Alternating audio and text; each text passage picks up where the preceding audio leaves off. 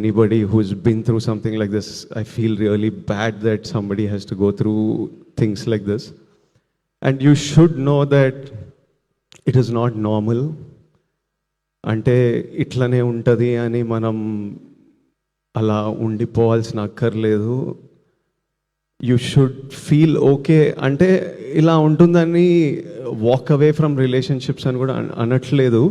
But relationships are suppose to be empowering. It's suppose to be a friend you have with you, who supports you and who's there with you through life and through every high and low. If you're not feeling that, మీరు మీ పార్ట్నర్తో at least మాట్లాడాలి, తెలపాలి. Maybe cinema కొంతమందికి తెలుపుతుంది, boys, girls, young women, old women. If after talking also your partner is not acknowledging your feeling, that means he doesn't respect